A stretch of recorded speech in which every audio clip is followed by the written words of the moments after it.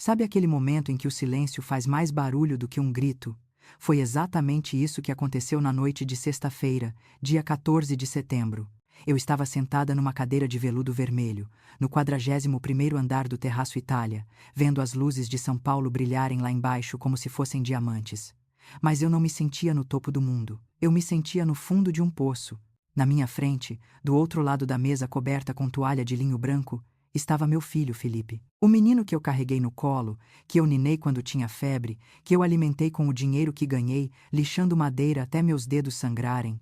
Ele estava de pé, segurando uma taça de champanhe e cristal, que custava mais do que o meu primeiro salário de um ano inteiro, e batia levemente com um garfo no cristal para pedir a atenção de todos. Ao lado dele, Camila, a noiva, com aquele sorriso que parecia ter sido desenhado por um arquiteto, de tão perfeito e frio. Atenção, por favor, Felipe disse, a voz cheia de uma confiança que eu não reconhecia. Antes de servirem o jantar deste noivado maravilhoso, eu tenho um anúncio especial. Meu coração de mãe, tolo e esperançoso, bateu mais rápido. Pensei, será que ele vai agradecer?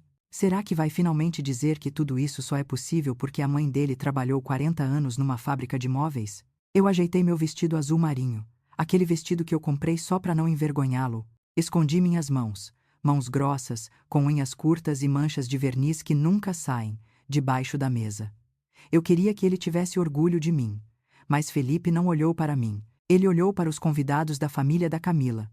Gente rica de verdade. Gente que tem sobrenome de rua.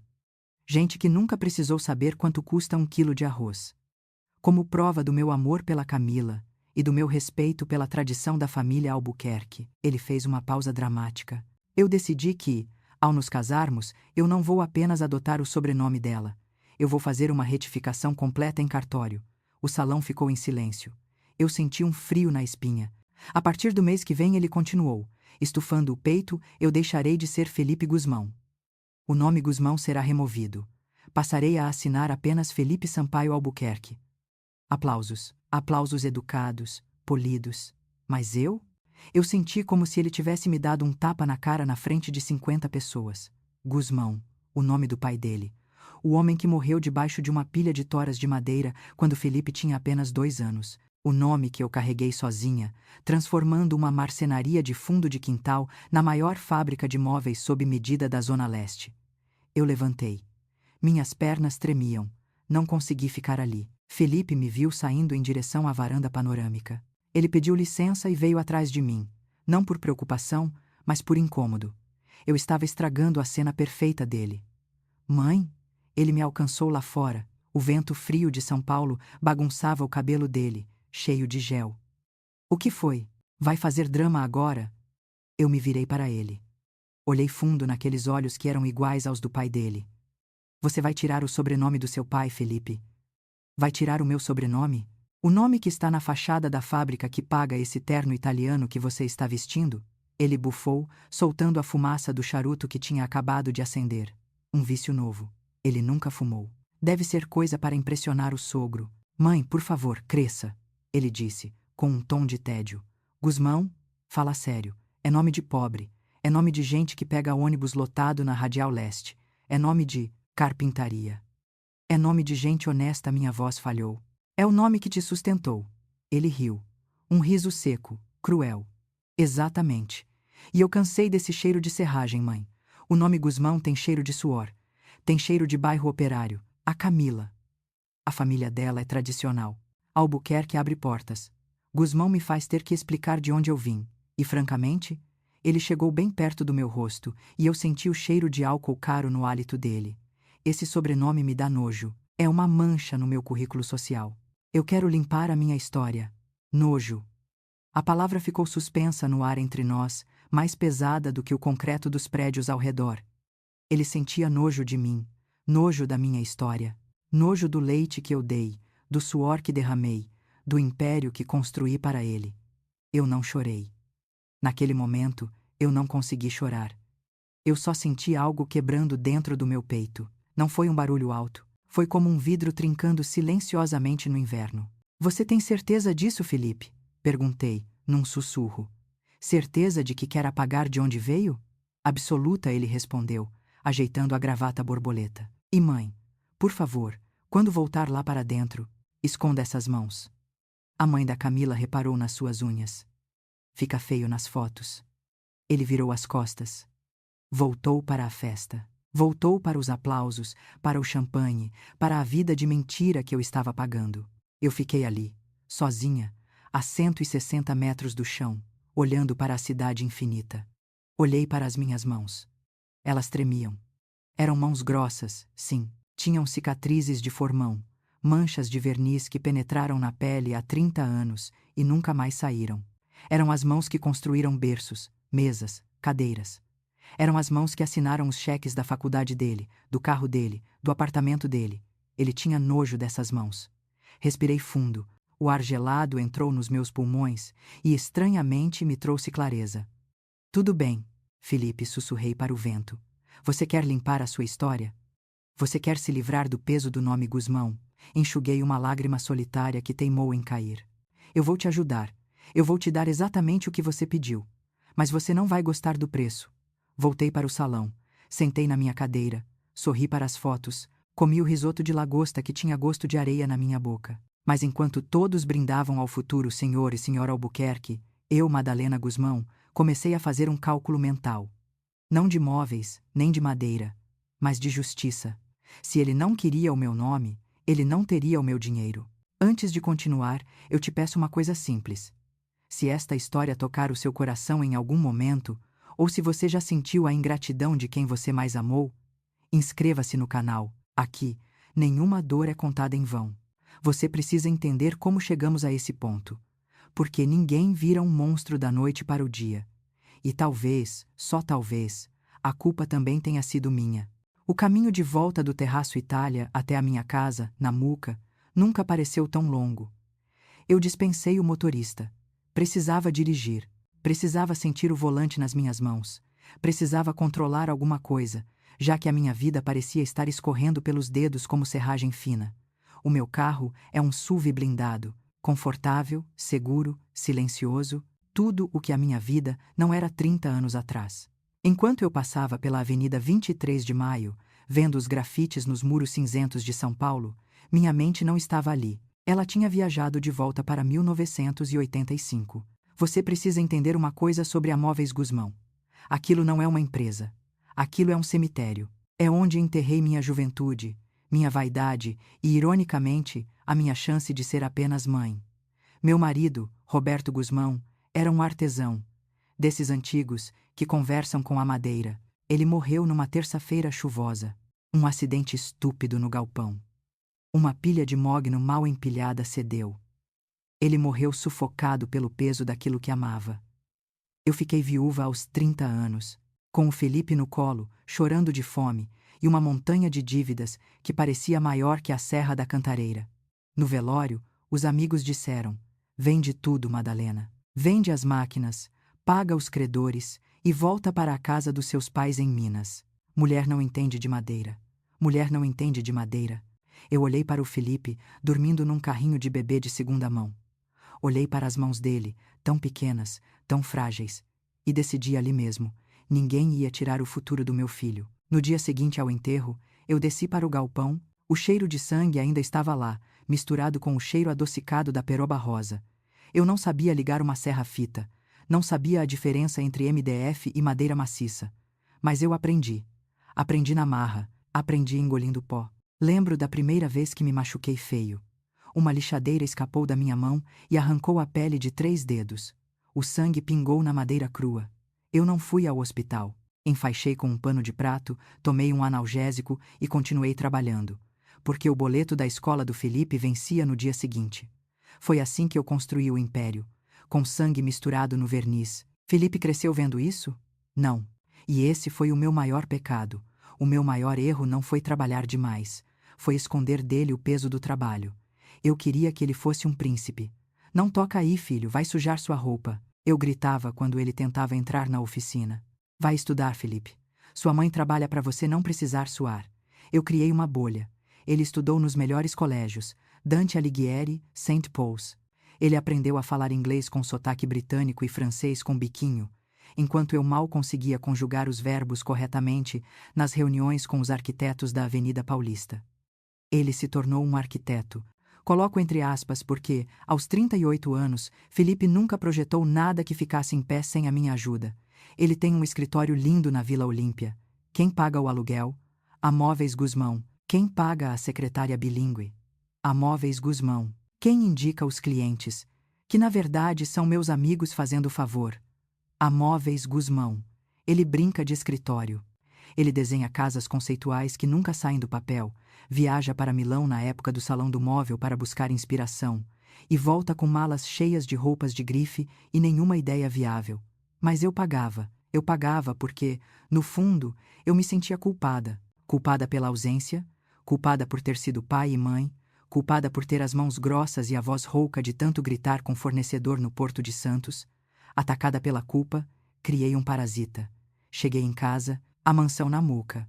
É uma casa antiga, restaurada, com janelões de madeira de demolição que valem uma fortuna. Estacionei o carro e fiquei olhando para a fachada escura. Foi aqui, nesta mesma garagem, há 6 meses, que o pesadelo começou de verdade. O dia em que Camila Bittencourt entrou nas nossas vidas.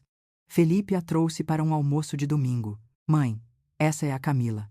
A família dela é fundadora do Clube Paulistano. Old Money, sabe? Gente de berço. Camila era linda, tenho que admitir. Loira, magra, com aquela elegância displicente de quem nunca precisou correr atrás de um ônibus. Mas quando ela entrou na minha casa, a primeira coisa que ela fez não foi sorrir. Foi torcer o nariz. Um movimento sutil, quase imperceptível. Que casa!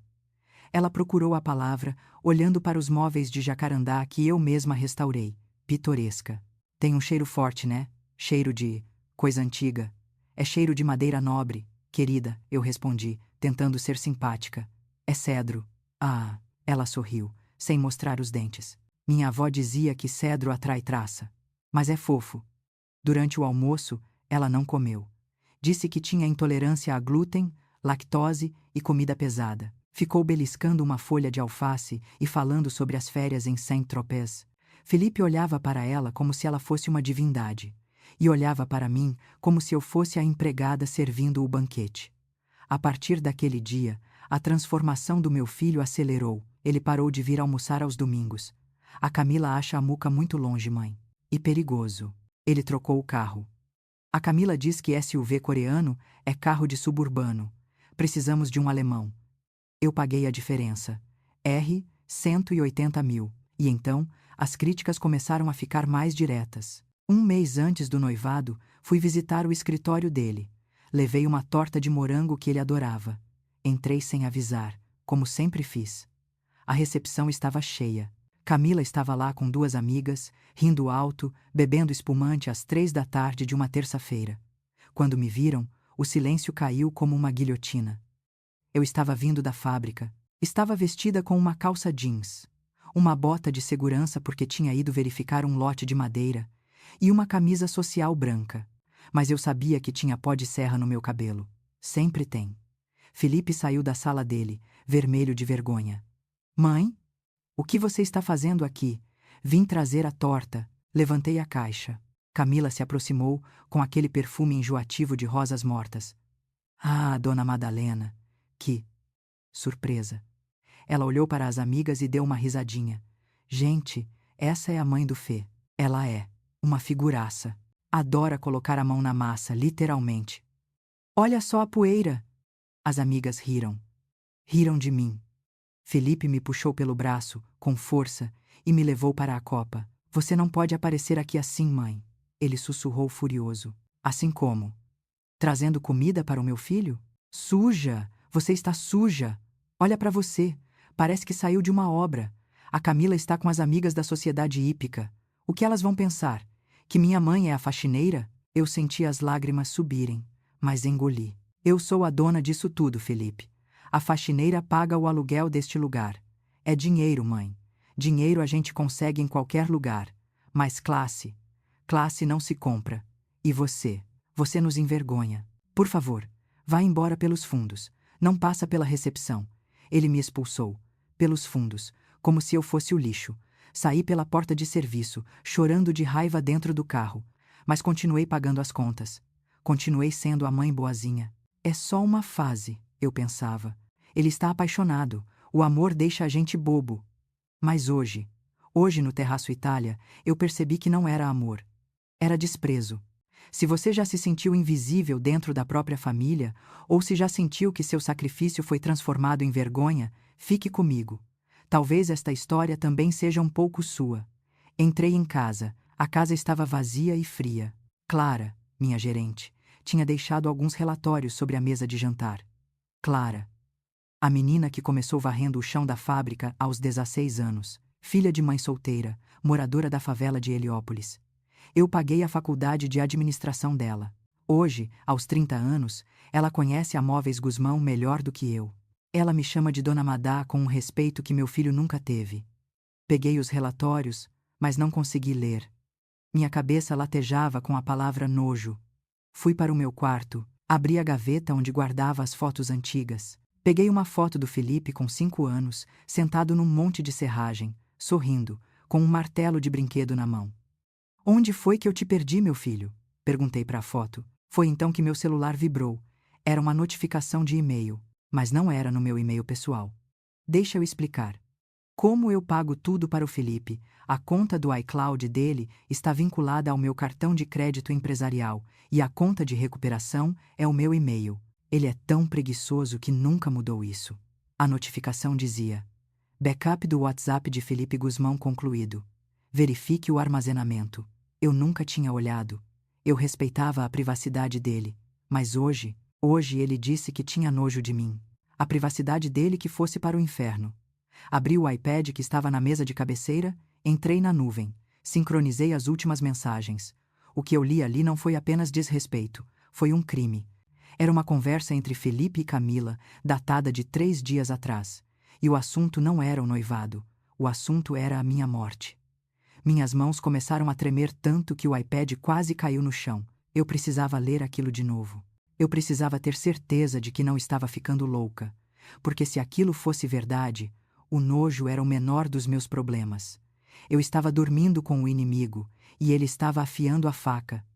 A luz da tela do iPad era a única coisa iluminando o meu quarto naquela madrugada. Meus olhos ardiam, e não sei se era pelo brilho artificial ou pela toxicidade do que eu estava lendo. Minhas mãos, aquelas mãos grossas que lixaram peroba e jacarandá por 40 anos, tremiam tanto que eu precisei apoiar o tablet no colo para conseguir focar nas letras.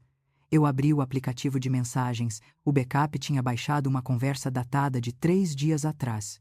Era uma terça-feira, exatamente o dia em que eu depositei R$50 mil na conta do buffet para pagar as exigências extras da Camila. Comecei a ler, e cada palavra parecia uma facada. A primeira mensagem era de Camila. Ela dizia para o meu filho: amor, a velha transferiu o dinheiro, mas reclamou do preço das tulipas. Disse que tulipa não dá no Brasil. Que mulher cafona, meu Deus! Eu prendi a respiração, mas a resposta do Felipe, enviada 2 minutos depois, foi o que fez meu estômago revirar. Ele escreveu: relaxa, Mila. Deixa ela pagar. É o último show da Rainha da Serragem. Depois do casamento, a gente corta as asas dela. Rainha da Serragem. Era assim que meu filho me chamava pelas costas. Continuei descendo a tela, sentindo um gosto metálico na boca. Eu tinha mordido o lábio com tanta força que cortei. Camila respondeu com risadas e perguntou, num tom de brincadeira macabra, se iriam cortar as minhas asas ou o meu oxigênio. E logo em seguida, ela perguntou sério. Falando sério: Fê, quanto tempo mais ela dura? Aquele coração dela parece de touro. Se ela viver até os 90, a gente tá ferrado. Eu não vou morar naquela casa com cheiro de mofo na nuca. Eu parei de ler por um instante. O ar me faltou. Eles não estavam falando apenas de dinheiro. Eles estavam falando da minha vida como se fosse o prazo de validade de um iogurte esquecido na geladeira. Coração de touro. Lembrei de quando o Felipe teve pneumonia aos 7 anos. Eu passei 9 noites sentada numa cadeira de hospital, dura, fria, segurando a mãozinha dele, rezando para Deus tirar a minha vida e deixar a dele. Eu ofereci meu coração para ele 1000 vezes. E agora, ele torcia para esse coração parar. Voltei a ler, compelida por uma necessidade mórbida de ver o fundo do poço. Felipe respondeu falando sobre genética. Ele escreveu que o pai dele tinha morrido cedo, de infarto fulminante aos 35 anos, e que isso ajudava. Disse que com o estresse que eles iriam causar em mim, depois do casamento, vendendo o terreno da fábrica, eu provavelmente não aguentaria o tranco. Ele escreveu: ela é apegada àquele lixo de madeira. Lixo de madeira. A fábrica. A Móveis Guzmão. O lugar que pagou o parto dele, a escola dele, as viagens dele para a Disney, o relógio Rolex que ele usa no pulso. Ele chamava de lixo. Larguei o iPad na cama e levantei. Precisava andar. O quarto parecia pequeno demais. O ar estava rarefeito. Caminhei pela casa escura. Meus pés descalços sentiam o frio do assoalho de madeira de demolição. Cada tábua daquele chão tinha uma história. Eu mesma escolhi. Eu mesma tratei. Olhei para a sala de estar. E foi aí que as memórias começaram a se sobrepor à realidade, como camadas de verniz velho descascando. Não começou hoje. Não começou com o nojo no restaurante. O desprezo foi uma construção lenta, tijolo por tijolo, igualzinho aos prédios que o Felipe desenha e nunca constrói. Lembrei do dia em que a Camila veio jantar aqui pela segunda vez. Há 5 meses, eu tinha preparado um banquete. Leitão à pururuca, farofa de bacon, maionese de batata, comida de domingo, comida de mãe, comida de gente que gosta de fartura. Lembro nitidamente da Camila entrando na sala, olhando para a mesa farta e fazendo uma careta de nojo. Ela abanou a mão na frente do nariz e disse que tinha muita gordura, reclamando com o Felipe que ele não tinha avisado que a minha comida era tão pesada. Eu tentei me defender, dizendo orgulhosa que era comida mineira, mas ela retrucou com um sorriso falso, dizendo que na casa dela eles comiam coisas leves, como salmão e quinoa. Perguntou se eu sabia o que era quinoa, com aquele tom de quem fala com uma criança. Eu sabia o que era quinoa. Eu vendia móveis para os restaurantes mais chiques de São Paulo. Eu sabia o que era, só não gostava. Mas me calei. Naquele dia, Felipe não comeu o leitão. Ele comeu a salada de rúcula que a Camila trouxe num pote de plástico, como se a minha comida fosse veneno. E ainda disse, de boca cheia de folhas, que a Camila tinha razão, que eu precisava me modernizar, porque aquela mesa cheia parecia coisa de gente que passou fome. Dizia que era vulgar. A minha fartura era vulgar. A minha generosidade era vulgar. O meu amor era vulgar. Caminhei até a estante da sala. Havia um espaço vazio ali. Um espaço onde antes ficava um relógio antigo, de pé, feito de embuia maciça. Era uma obra-prima do meu falecido marido. O último móvel que ele fez antes de morrer. Onde estava o relógio? Lembrei de 3 meses atrás. Cheguei em casa e o relógio não estava mais lá. No lugar, havia uma escultura de metal retorcido, fria, abstrata, moderna. Lembro do meu desespero, gritando pelo Felipe, perguntando onde estava o relógio do pai dele. Ele apareceu na sala, com a Camila logo atrás, e disse com a maior calma do mundo que a Camila achava que aquela velharia estava poluindo o visual da sala. Disse que tinha cupim. Eu gritei que não tinha cupim, que eu tratava aquela madeira todo ano. Mas não adiantou. Camila disse, lixando a unha, que eles tinham doado. Ou jogado para o lixeiro, ela não lembrava. Disse que estava caindo aos pedaços e que eu deveria aceitar a evolução. Disse que a escultura nova tinha custado 30 mil reais e que aquilo sim era arte de verdade. Eu corri para a rua naquele dia. Revirei as caçambas de lixo da vizinhança. Não achei. O relógio do meu marido, com as digitais dele, com a alma dele, jogado fora como lixo, substituído por um pedaço de metal de 30 mil reais que eu paguei. Felipe nem desceu para me ajudar a procurar. Ele ficou na varanda, bebendo vinho com ela, rindo da loucura da velha. Voltei para o quarto agora, no presente. A dor daquele dia se misturou com a dor de hoje. Peguei o iPad novamente. Vi que havia um arquivo de áudio na conversa. Era uma mensagem de voz enviada pela Camila para uma amiga que ela tinha encaminhado para o Felipe com a legenda: "Ouça isso." Morri de rir. Apertei o play. O som da voz anasalada da Camila preencheu o quarto silencioso. Ela falava com escárnio. Dizia para a amiga que não acreditava no vestido que eu ia usar no casamento. Dizia que era um troço azul, que parecia uniforme de aeromoça de companhia aérea falida. Ela ria. Dizia que tentou indicar a estilista dela, mas que eu disse que gostava de conforto. Conforto. Pobre adora essa palavra, né? Ela dizia no áudio. E terminava dizendo que já tinha mandado o cerimonial me colocar na mesa 14, que ficava atrás de uma coluna, perto da saída da cozinha, para que ninguém visse a rainha da sucata nas fotos oficiais. A mesa 14. Eu paguei o casamento. R$ 200.000 só no buffet, 150 mil na decoração. E eu ia ficar na mesa 14, escondida atrás de uma coluna, para não estragar a estética das fotos. Senti uma lágrima quente escorrer. Mas dessa vez não era tristeza, era ódio. Um ódio puro, destilado, límpido. Rolei a conversa para baixo. Havia um documento em PDF anexado. O nome do arquivo era Projeto Viver Bem, Terreno Muca. Abri. Era um projeto arquitetônico, um condomínio de torres residenciais chamado Residencial Camila Bittencourt. E onde seriam construídas essas torres? No endereço da minha fábrica. Eles já tinham o projeto. Eles já tinham a construtora interessada. Só faltava uma coisa: a minha assinatura, ou a minha morte. Logo abaixo do arquivo, li a mensagem do Felipe. Ele dizia que o projeto tinha ficado animal. Dizia que assim que conseguissem a minha interdição ou a procuração, eles venderiam. Dizia que aquele terreno valia uns 15 milhões, que o bairro estava valorizando.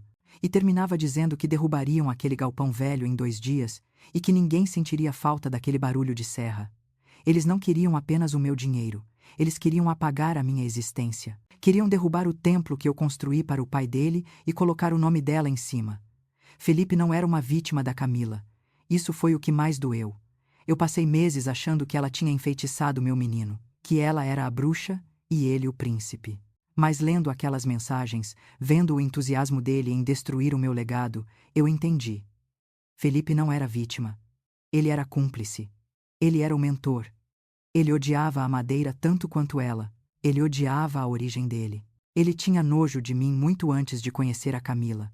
Ela só deu a ele a coragem de dizer isso em voz alta. Desliguei o iPad, olhei para as minhas mãos novamente. Elas pararam de tremer. Levantei da cama e fui até o meu guarda-roupa. Tirei de lá uma caixa de sapatos velha, escondida no fundo da prateleira mais alta. Abri a caixa. Dentro não havia joias nem dinheiro. Havia a primeira formão que meu marido usou. Havia o primeiro par de sapatinhos de crochê do Felipe.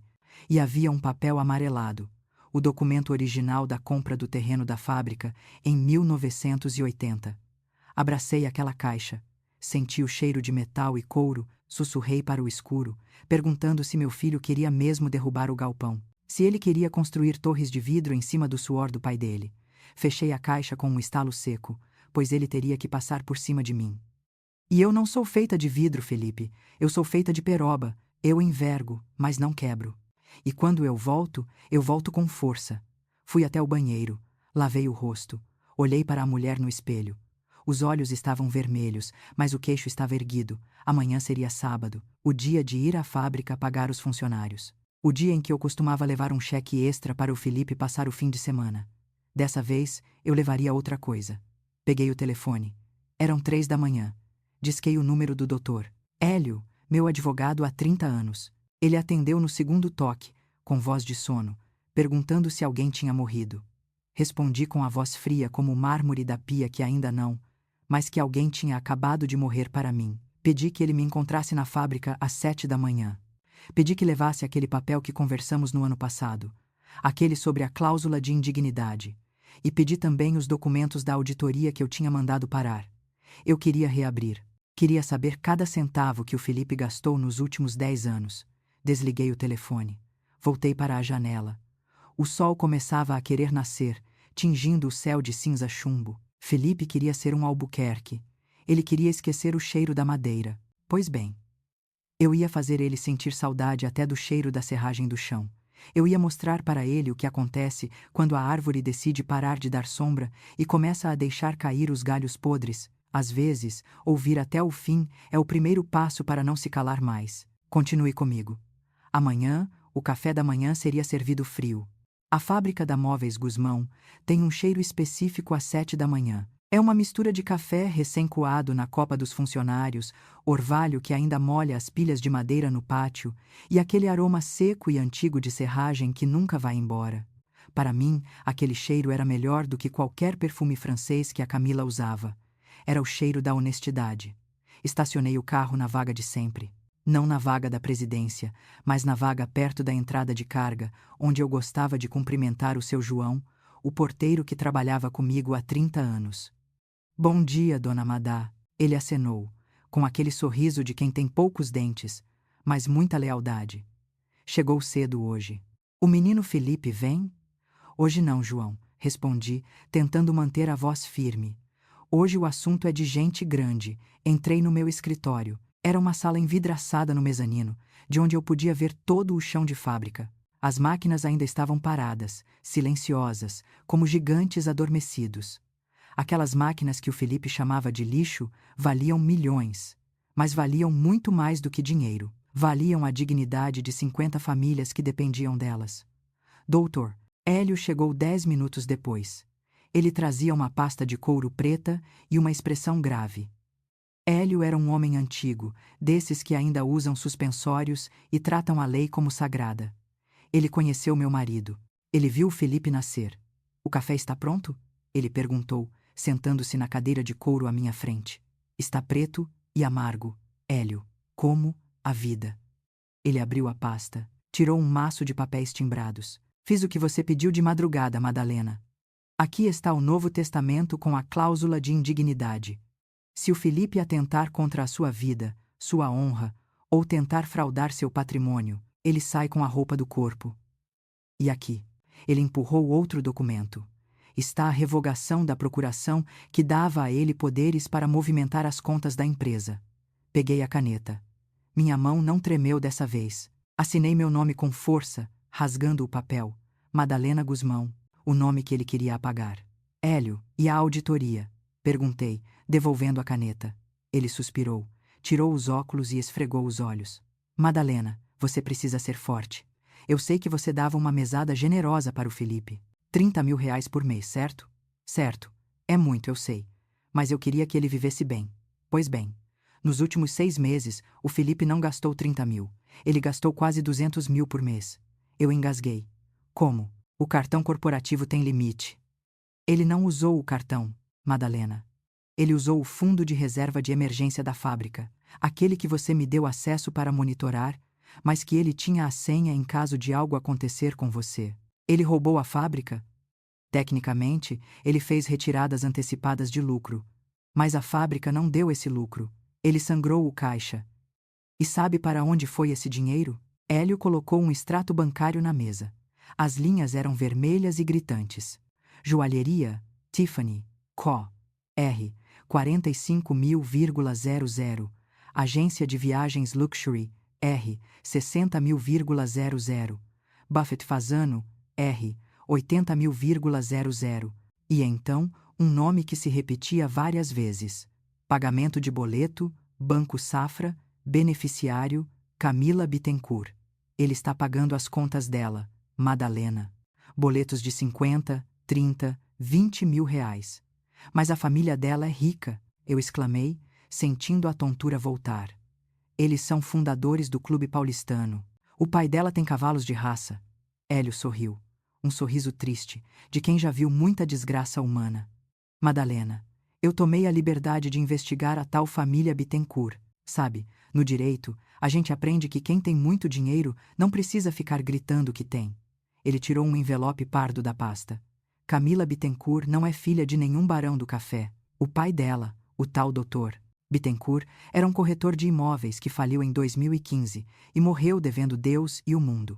A mãe vive de aparência num apartamento alugado nos Jardins, que está com ordem de despejo há 3 meses. Eu peguei o relatório. As letras pareciam dançar na minha frente. Camila tem 32 processos nas costas, Madalena. Estelionato, emissão de cheques sem fundo, dívidas trabalhistas com ex-empregadas. Ela deve, sozinha, mais de 2 milhões de reais na praça. O nome dela é mais sujo do que chão de galinheiro. O mundo parou. A noiva perfeita. A moça de berço, a mulher que achava minha casa fedida e minha comida vulgar. Ela não era rica, ela era uma golpista, uma parasita faminta procurando um hospedeiro. E o Felipe? Perguntei, com um fio de voz. Ele sabe? Essa é a pergunta de $1 milhão. Hélio recostou-se na cadeira. Ou ele é o maior idiota da face da terra e está sendo enganado, ou ele sabe e está ajudando ela a limpar o seu cofre para salvar a pele deles. Lembrei da conversa no iPad. A gente vende o terreno, vale 15 milhões. Eles precisavam vender o terreno não para investir, não para modernizar. Eles precisavam vender o terreno porque estavam com a corda no pescoço, o casamento luxuoso, as roupas de grife, o carro alemão. Era tudo um teatro financiado pelo meu suor, para manter a aparência, enquanto eles afiavam a faca para me sangrar de vez. Felipe não estava trocando de sobrenome por amor à tradição. Ele estava trocando de sobrenome para entrar num clube que nem existia mais. Ele estava comprando um bilhete para o Titanic depois que ele já tinha batido no iceberg. Eles estão falidos, Hélio, eu sussurrei, e uma risada nervosa escapou da minha garganta. Eles são uns pés rapados de grife. Exatamente. E você, minha amiga, é a única coisa que separa a Camila da cadeia e o Felipe da sarjeta. Nesse momento, alguém bateu na porta de vidro. Era a Clara, minha gerente. Ela estava com o uniforme da empresa, impecável, com o cabelo preso num coque firme, mas os olhos dela estavam vermelhos. Dona Madá. Posso entrar? Claro, minha filha. Entre. Clara entrou e colocou uma caixa de papelão em cima da mesa. O Felipe. O seu Felipe. Ela gaguejou. Ele veio aqui ontem à noite, depois que a senhora saiu. Ele estava com a noiva. O que eles fizeram, Clara? Eles entraram no arquivo morto, aquele lá do fundo, onde a gente guarda as plantas originais dos móveis do seu Roberto. Meu coração disparou.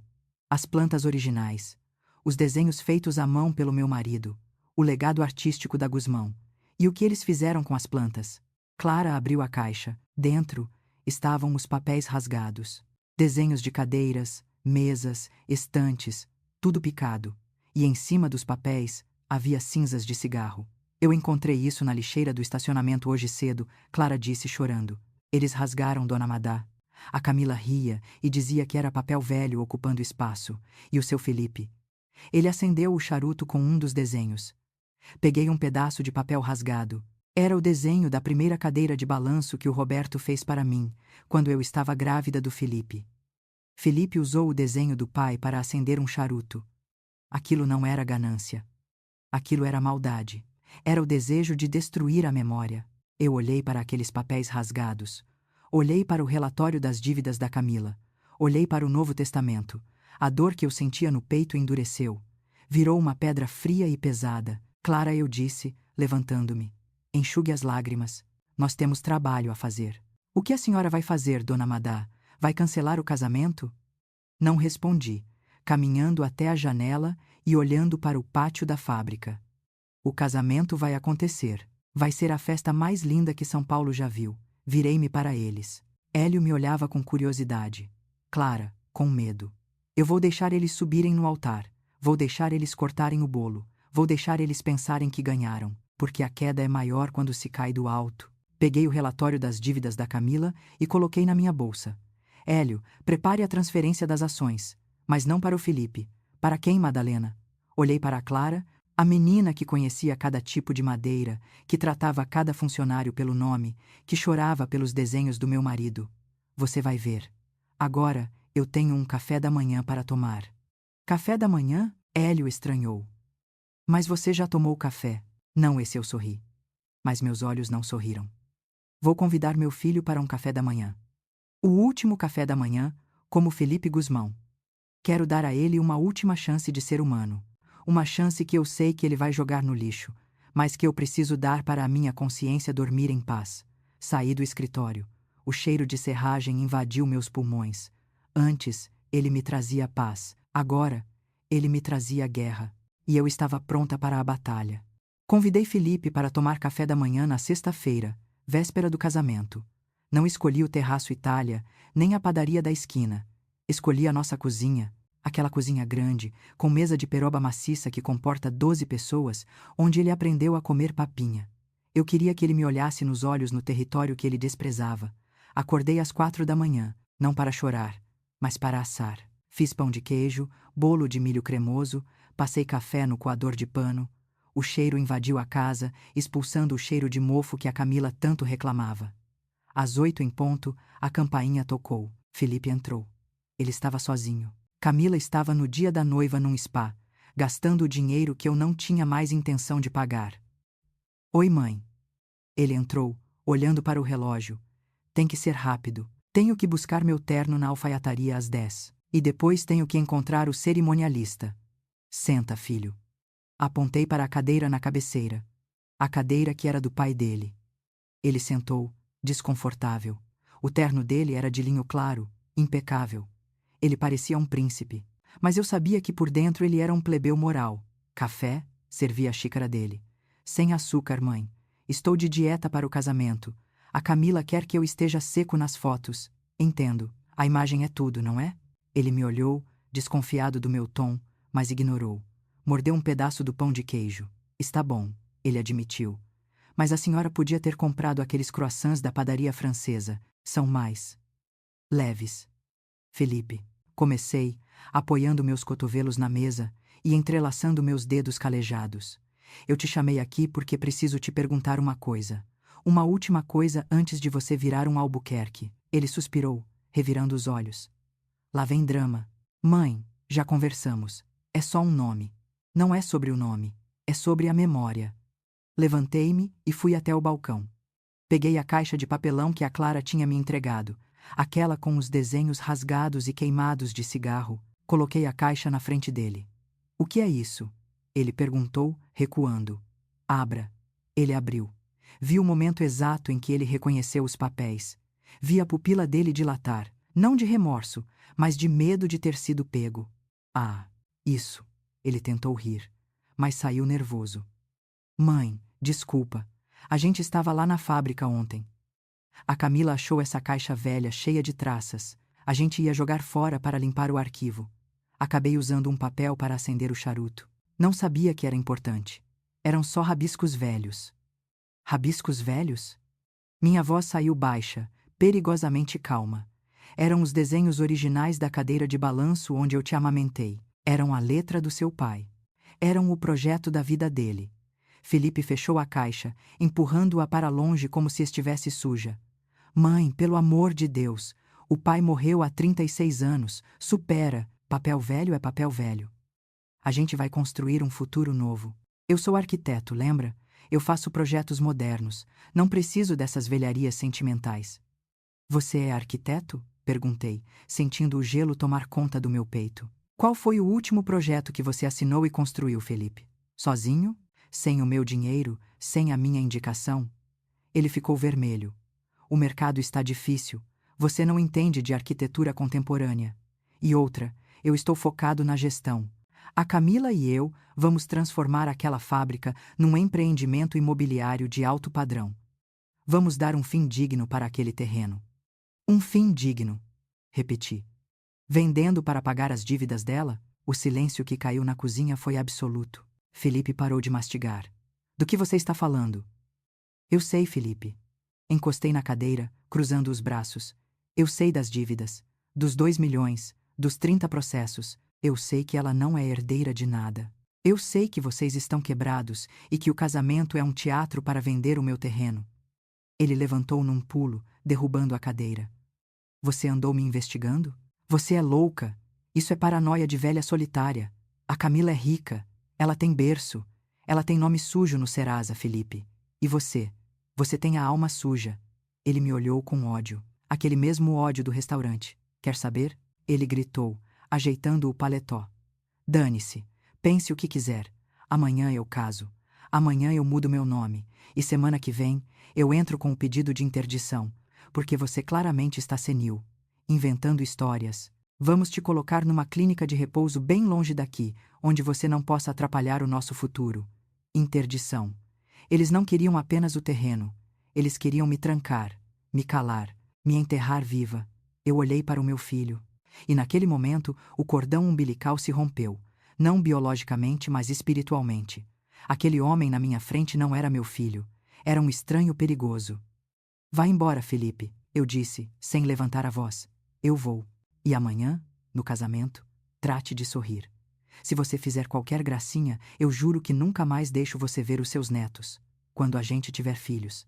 Ele saiu batendo a porta. O som ecoou pela casa vazia. Fiquei ali, sentada, olhando para o pão de queijo que esfriava.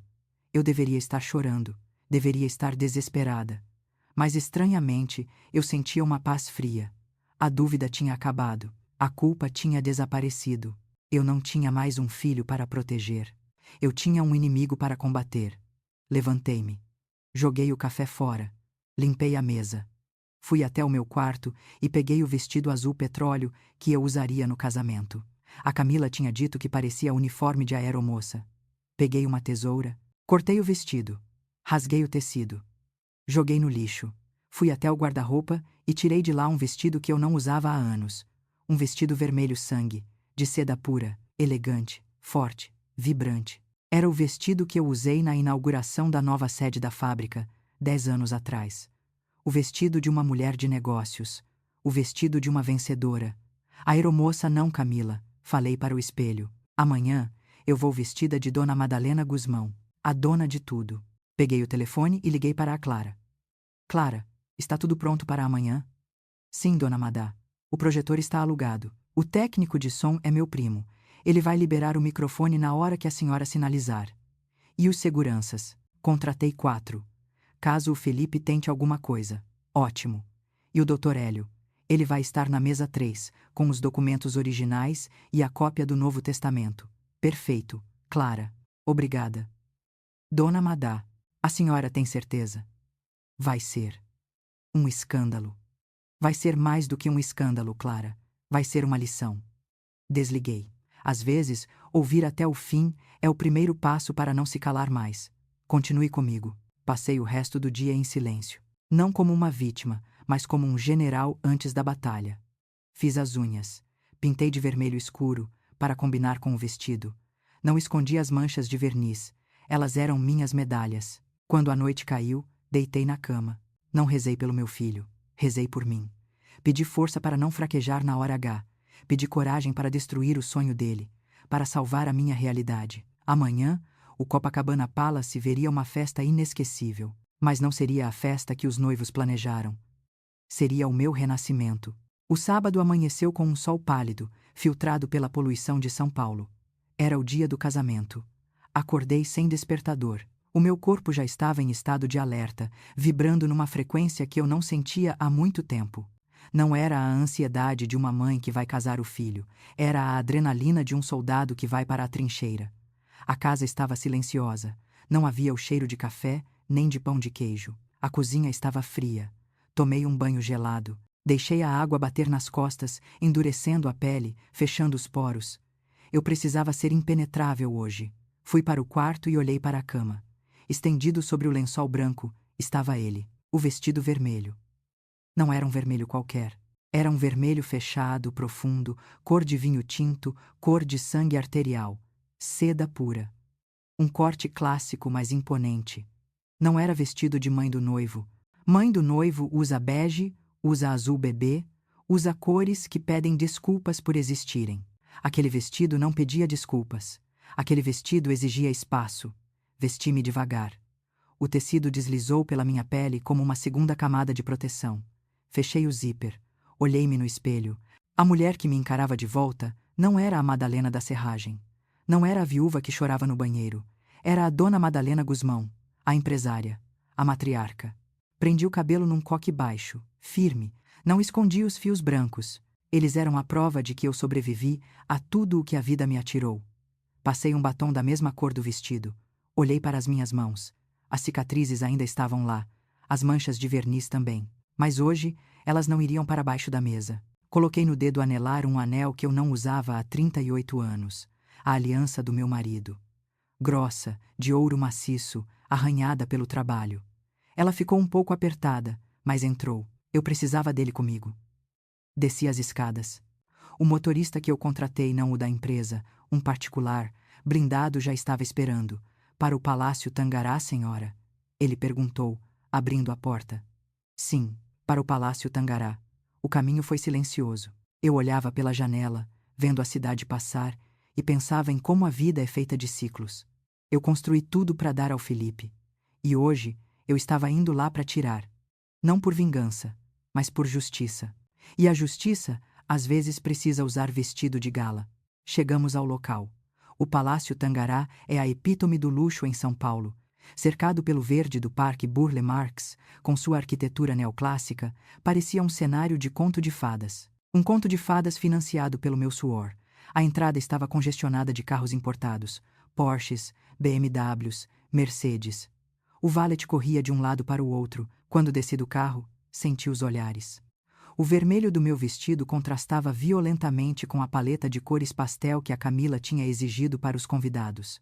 Ela queria um casamento clean, minimalista, tons de areia, nude, branco sujo. Eu era uma mancha de sangue no lençol limpo dela. O cerimonialista, um rapazinho nervoso com um fone de ouvido, correu na minha direção. Ele tinha uma prancheta na mão e parecia prestes a ter um ataque de pânico. Dona Madalena? Ele perguntou, olhando para o meu vestido com horror. A senhora é a mãe do noivo? Sou. Algum problema? É que a noiva. A Camila pediu tons pastéis. O vermelho. Bem, o vermelho chama muita atenção nas fotos. A noiva pediu tons pastéis para quem ela manda. Eu sou a mãe do noivo e a financiadora desta festa. Eu visto o que eu quiser. Onde é a minha entrada? Ele engoliu seco e apontou para o saguão. Entrei. O ar-condicionado estava gelado. O cheiro de lírios era sufocante. Milhares de lírios brancos. Centenas de milhares de reais em flores que morreriam amanhã. Logo na entrada, encontrei a mãe da Camila, Vera Bittencourt. Ela estava usando um vestido bege, quase transparente de tão fino, cheio de pedrarias. Estava magra demais, esticada demais pelas plásticas. Segurava uma taça de champanhe como se fosse um troféu. Quando me viu, o sorriso dela congelou. Madalena, ela disse, com aquela voz arrastada de quem toma calmante com álcool. Que escolha ousada de cor. Olá, Vera, respondi, sem beijinhos. Achei que a ocasião pedia algo vibrante. Afinal, é um dia de grandes revelações, não é? Ela piscou, confusa. Revelações? Ah, sim. A união dos nossos filhos. É emocionante. A Camila está tão feliz. Ela merece, sabe? Nós, os Bittencourt, sempre prezamos pela qualidade. E o Felipe? Ele se esforçou tanto para se adequar. O Felipe é um bom rapaz, ela continuou, olhando para as unhas. Com o tempo, ele vai perder esses trejeitos da Zona Leste. A Camila vai polir o diamante. Eu senti a vontade de rir. Ela falava do meu filho como se fosse um cachorro de rua que eles adotaram. Mal sabia ela que o diamante era falso e que a filha dela estava devendo até a alma. O Felipe já foi polido, Vera, eu disse, chegando perto dela. Mas cuidado, se polir demais, o verniz sai, e o que tem embaixo pode não ser o que vocês esperam. Deixei-a com a taça na mão e entrei no salão principal. Felipe estava lá, perto do altar montado no jardim de inverno. Ele estava lindo, tenho que admitir. O terno azul marinho caía perfeitamente. Mas ele estava suando, e roía as unhas, um hábito que ele tinha quando criança e que eu achava que tinha perdido. Quando ele me viu, os olhos dele se arregalaram. Ele veio na minha direção, passos rápidos, furiosos. Mãe, ele sussurrou, entre dentes. O que é isso? Você está de vermelho? Estou. É a cor da vida, Felipe. E do alerta. A Camila vai surtar. Você combinou azul claro. Você parece. Você parece uma madrinha de escola de samba. Todo mundo vai olhar para você. Ótimo. É exatamente isso que eu quero. Que olhem para mim. Mãe, por favor, vai para o carro. Troca de roupa. A Camila tem um vestido extra no camarim, um nude discreto. Eu não vou vestir nude, Felipe. Eu não vim aqui para me esconder. Eu vim aqui para te casar, ou para te ver casar. Ele passou a mão pelo cabelo, nervoso. Você está estranha. O que deu em você? Aquele papo de ontem. Os desenhos. Você não vai fazer nenhuma loucura, né? Olhei para ele. Para o medo nos olhos dele. Medo não de me perder, mas de eu estragar o show. Fique tranquilo, meu filho. Ajeitei a lapela do terno dele. Eu vou fazer exatamente o que uma mãe deve fazer. Vou garantir que você receba o que merece. A música começou a tocar. Era a hora. Felipe correu para o altar. Eu fui levada pelo cerimonialista para o meu lugar. Não era no altar. A noiva pediu que os pais ficassem sentados na primeira fila. Para as fotos ficarem mais limpas, o rapaz me explicou. Sem jeito. Eu sentei. Primeira fila, do lado direito. Sozinha. O lugar ao meu lado, onde deveria estar o pai dele, estava vazio. A cerimônia começou. Camila entrou. Estava deslumbrante. Um vestido de renda francesa, cauda de 5 metros. Ela parecia uma princesa. Uma princesa quebrada, falida e mentirosa. Ela caminhou até o Felipe. Eles deram as mãos. O celebrante começou a falar sobre amor, união, honestidade. Eu ouvia cada palavra como uma blasfêmia, na alegria e na tristeza, na saúde e na doença. Eles diziam sim, mas eu sabia que o sim deles tinha cláusulas ocultas. O sim do Felipe era para o status, o sim da Camila era para o meu cofre. Quando chegou a hora das alianças, eu olhei para o fundo do salão. Lá estava Dr. Hélio, de terno preto, discreto, encostado numa coluna. Ele acenou com a cabeça. Ao lado dele estava a Clara. Ela segurava uma pasta preta. Tudo estava pronto. A cerimônia acabou. Chuva de arroz. Aplausos. Fotos. Muitas fotos. Eu sorri para todas elas. Um sorriso de Mona Lisa, misterioso, frio. Fomos para o salão do jantar. E foi aí que a humilhação final aconteceu. Eu procurei meu lugar na mesa principal, a mesa dos noivos e dos pais. Mas meu nome não estava lá. Na mesa principal estavam os noivos, os pais da Camila Vera e o falecido pai, representados por um tio rico, e 2 casais de padrinhos de honra, amigos influencers da Camila. Onde eu sento? Perguntei para a cerimonialista-chefe. Ela consultou o iPad. Ficou vermelha. Dona Madalena, houve uma reconfiguração de layout de última hora. A senhora está na mesa 14. Mesa 14. Olhei para o salão. A mesa 14 ficava atrás de uma pilastra grossa de concreto, perto da porta de serviço por onde os garçons entravam e saíam com as bandejas sujas. Era a mesa dos restos, tios distantes, primos pobres, funcionários da empresa do Felipe. E eu, a dona do dinheiro, caminhei até a mesa 14. O salto do meu sapato batia no mármore como o som de um martelo de juiz. Sentei-me. A visão do palco estava bloqueada pela pilastra. Eu só conseguia ver as costas dos outros convidados. Um garçom passou e quase derrubou molho no meu vestido vermelho. Cuidado, senhora, ele disse, sem nem olhar direito. Peguei o meu celular. Mandei uma mensagem para o Hélio. Agora, olhei para a mesa principal, lá longe, no centro das luzes. Felipe e Camila brindavam. Eles riam. Camila apontava para a mesa 14 e sussurrava algo no ouvido do Felipe. Ele riu também. Riu da mãe escondida atrás da pilastra. Aquele riso foi o gatilho. Levantei-me. Não esperei o jantar ser servido. Não esperei o corte do bolo. Caminhei em direção ao palco, onde a banda de jazz tocava uma música suave. O vermelho do meu vestido cortava o salão bege como uma ferida aberta. As pessoas pararam de comer para olhar. O barulho dos talheres cessou. Felipe me viu chegando. O sorriso dele morreu. Ele levantou, tentando me interceptar. Mãe, onde você vai? O banheiro é para lá. Eu não parei. Passei por ele como se ele fosse invisível. Subi os 3 degraus do palco. O vocalista da banda me olhou, surpreso. Estendi a mão. O microfone. Por favor. Senhora, nós estamos no meio da... O microfone. Minha voz trovejou, sem precisar de amplificação. Ele me entregou. O som de microfonia agudo fez todos taparem os ouvidos. Eu estava no centro do palco, de vermelho, com a aliança do meu marido morto no dedo. Olhei para a multidão de 300 pessoas. Olhei para a elite falida de São Paulo. Olhei para a Camila, que estava pálida, e olhei para o meu filho. Boa noite a todos, minha voz ecoou pelas caixas de som, límpida, calma, terrível. Eu sou Madalena Guzmão, a mulher da mesa 14.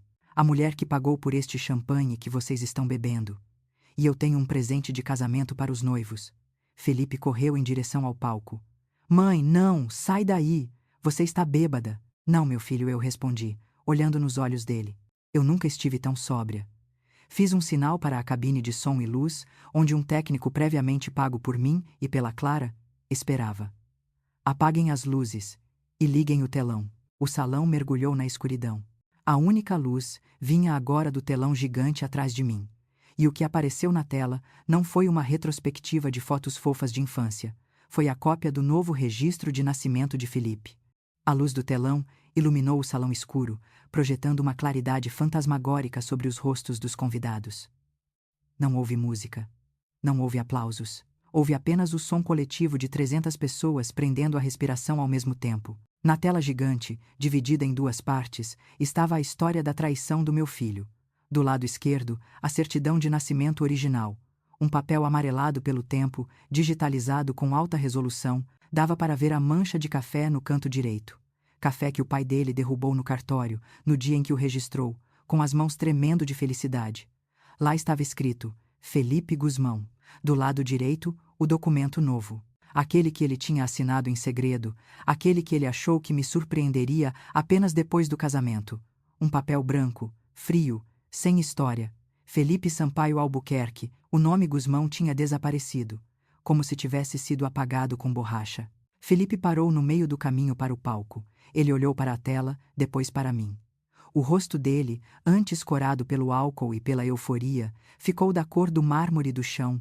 Senhoras e senhores, minha voz ecoou novamente. Calma, mas com a força de uma tempestade contida. Vocês estão vendo o primeiro presente, a liberdade.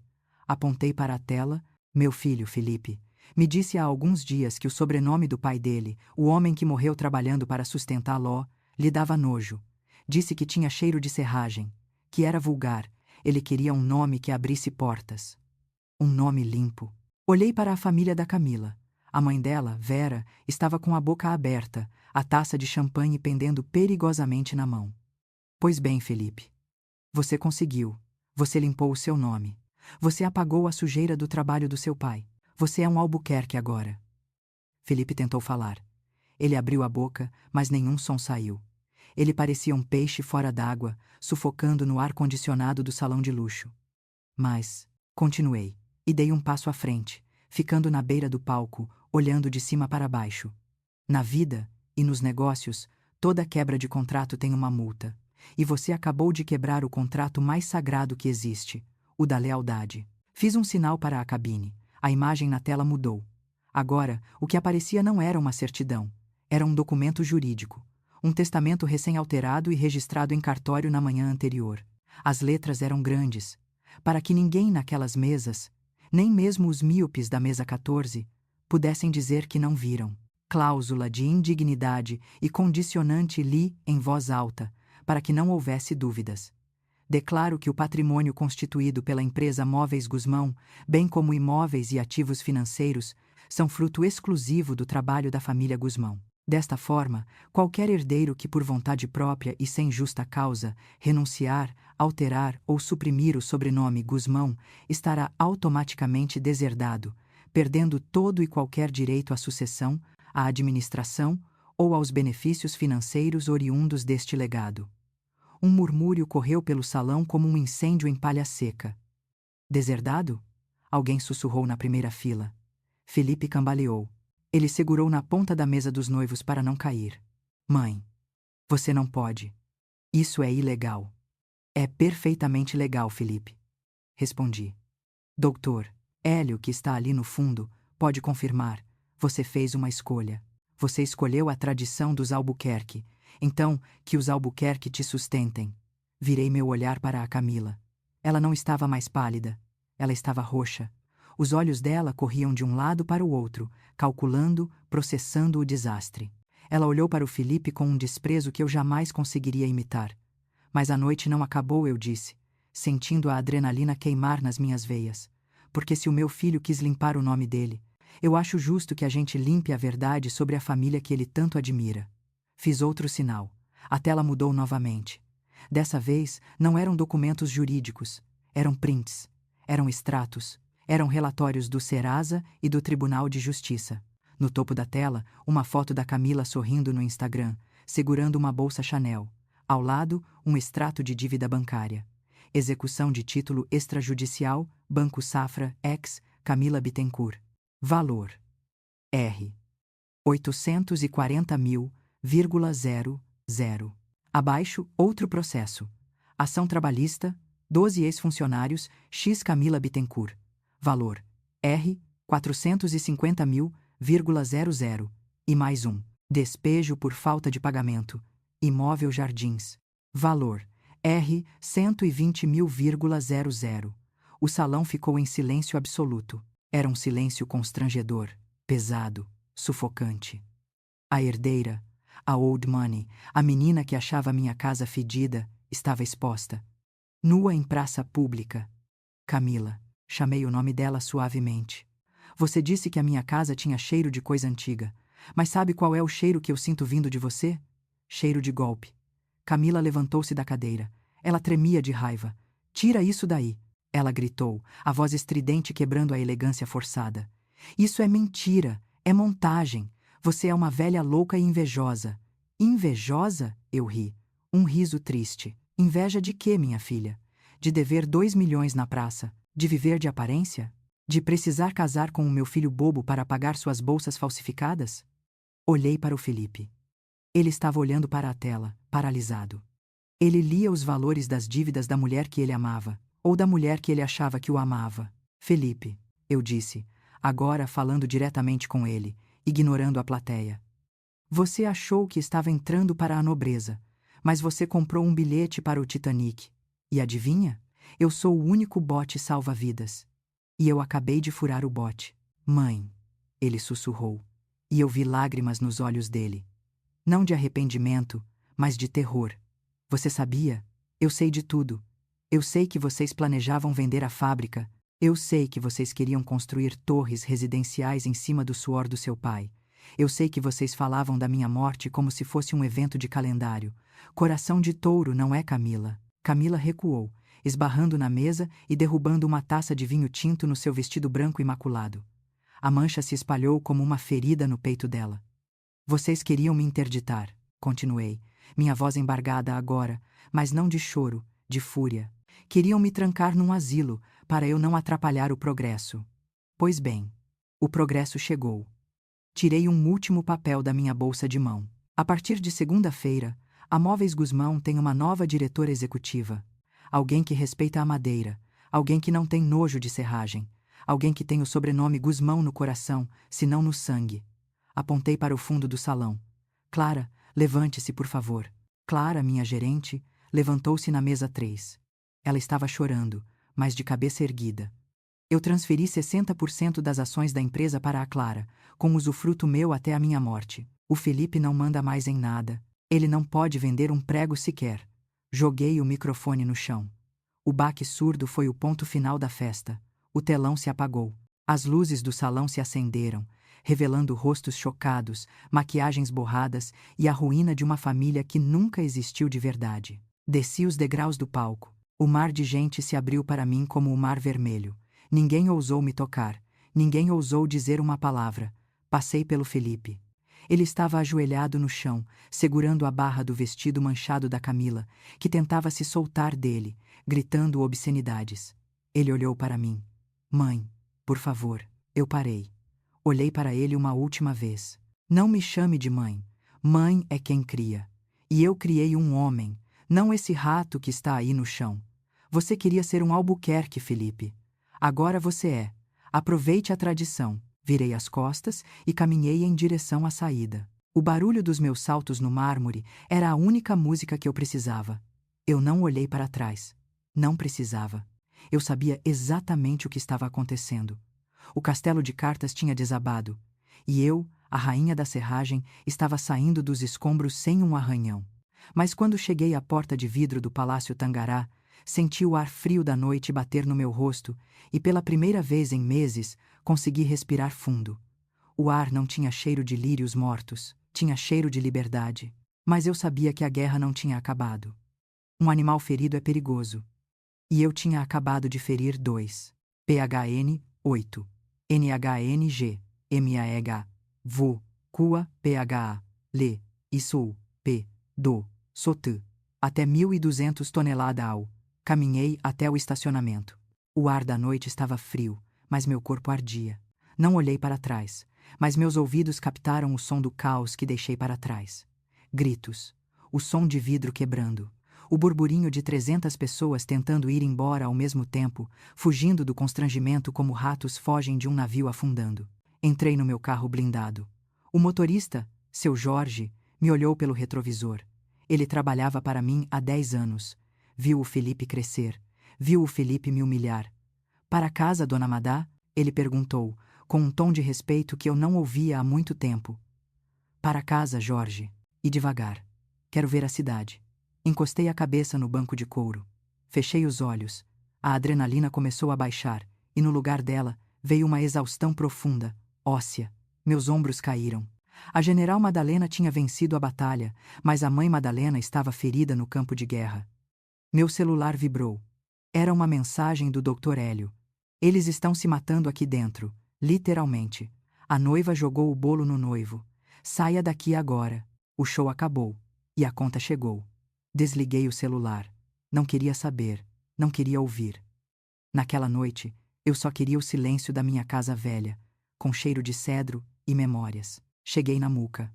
A casa estava escura. Olá, é um prazer ajudá-lo com nossos serviços de voz. Escolha a voz que mais combina com você e vamos juntos criar algo especial. Amanhã seria domingo, o dia do descanso. Mas para o Felipe, seria o dia do juízo final. No domingo de manhã, o telefone fixo tocou. Era Clara. Dona Madá, a senhora precisa ver o Instagram. Eu não tenho estômago para isso, Clara. A senhora precisa. O vídeo do casamento vazou. Alguém da banda filmou. Já tem 500 mil de visualizações. Estão chamando a senhora de a matriarca de ferro. Abri o computador. Lá estava. O vídeo tremido, filmado da lateral do palco. Minha voz ecoando. Você é um Albuquerque agora. Mas o que me chocou não foi o meu discurso. Foi o que aconteceu depois que eu saí. O vídeo continuava. Aparecia a Camila, com um vestido manchado de vinho, gritando na cara do Felipe. Dava para fazer leitura labial. Você me disse que ela era burra. Você disse que ela ia assinar.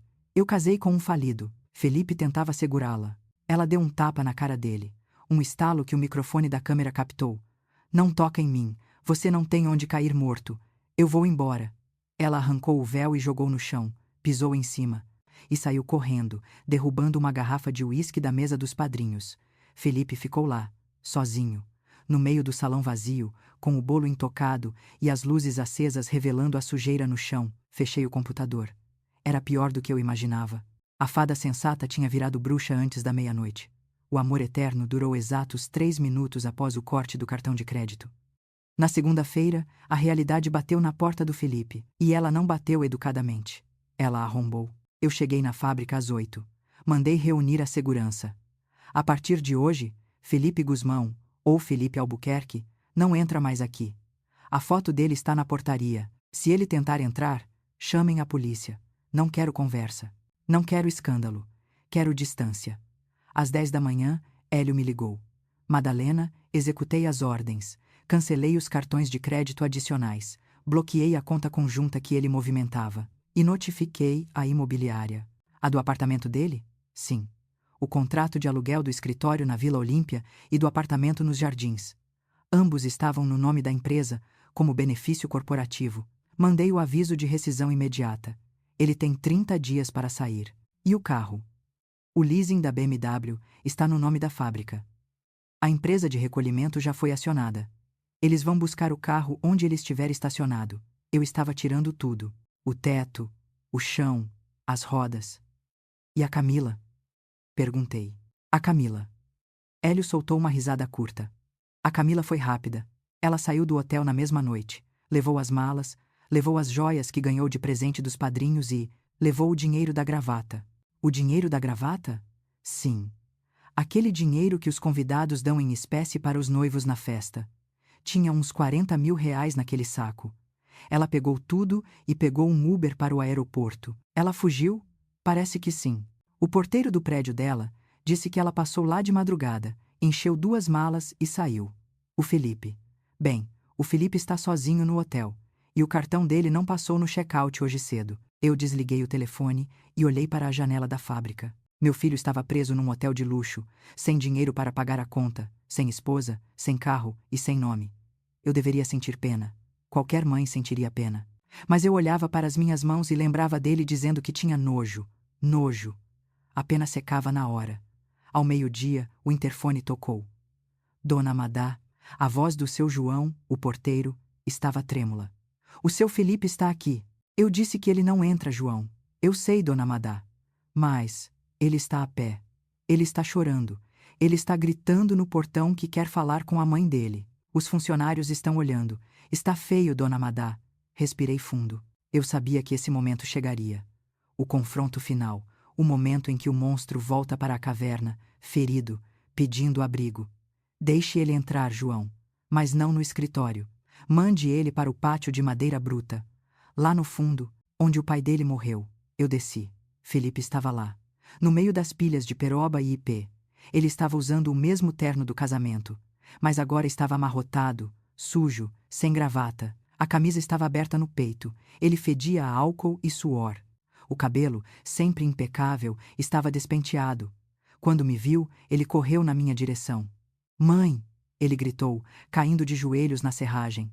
Mãe, pelo amor de Deus! O que você fez? Parei a 2 metros dele, cruzei os braços. Eu? Eu não fiz nada, Felipe. Eu só atendi o seu pedido. Você queria ser independente. Você queria se livrar da minha bagagem. Eu tirei a bagagem das suas costas. Você tirou tudo. Ele soluçou, o rosto vermelho, inchado. O hotel. Eles chamaram a polícia porque eu não tinha como pagar. Tive que deixar o meu relógio como garantia. A Camila sumiu. Ela levou tudo, mãe! Ela me roubou! Ela não te roubou, Felipe. Ela cobrou o preço dela. Você sabia quem ela era.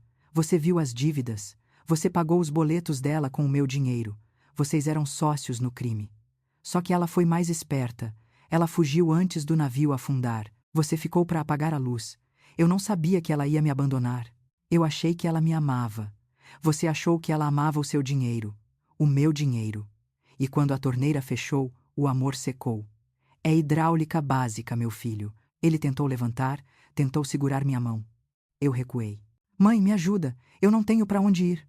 O apartamento. O porteiro disse que eu tenho que sair. O carro.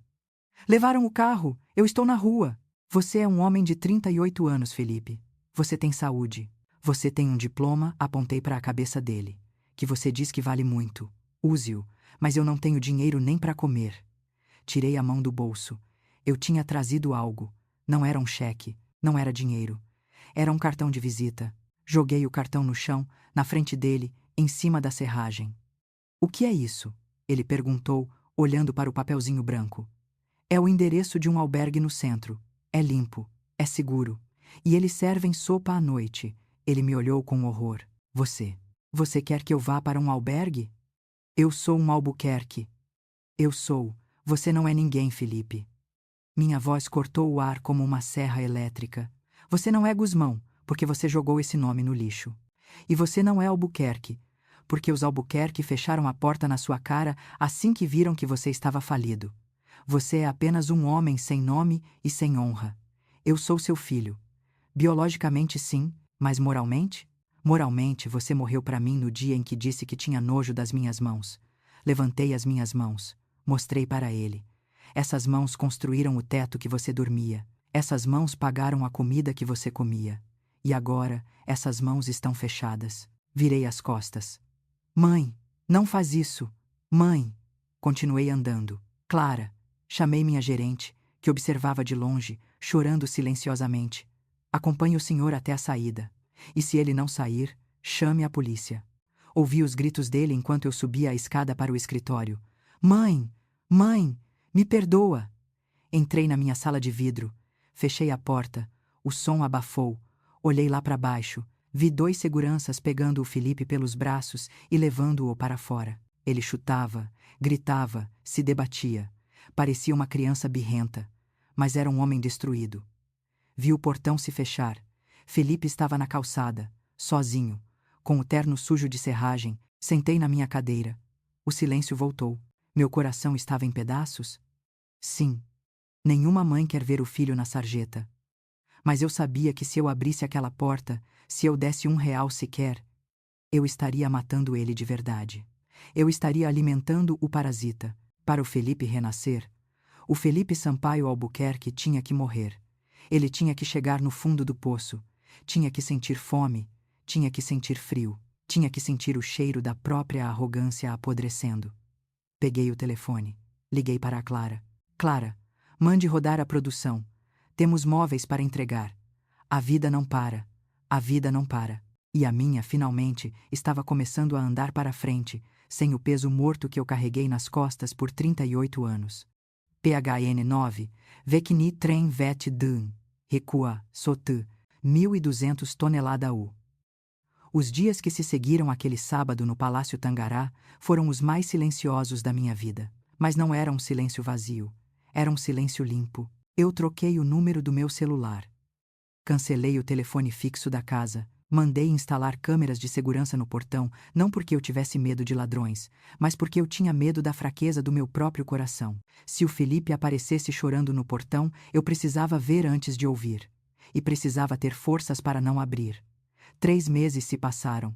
Eu tirei férias. Pela primeira vez em 40 anos, a Móveis Guzmão funcionou sem a Madalena. Clara me mandava relatórios semanais. O lucro aumentou. O clima na fábrica melhorou. Sem a sanguessuga do Felipe drenando o caixa, a empresa respirava.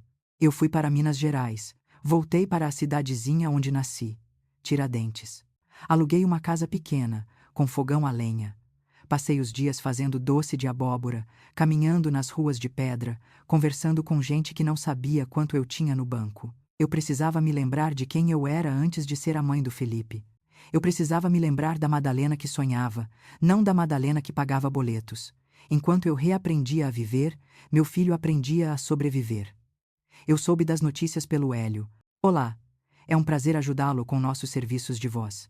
Escolha a voz que mais combina com você e vamos juntos criar algo especial. Hélio me contou que ele foi visto dormindo num banco da Praça da República, abraçado à mochila que continha as poucas roupas que restaram. Ele estava sujo, barbudo, irreconhecível. Eu chorei quando soube? Chorei. Chorei de soluçar, agarrada ao travesseiro. Meu menino, meu príncipe. Dormindo no relento, a vontade de pegar o carro e ir buscá-lo foi quase insuportável, mas eu me lembrei do nojo. Me lembrei dele, acendendo o charuto com o desenho do pai.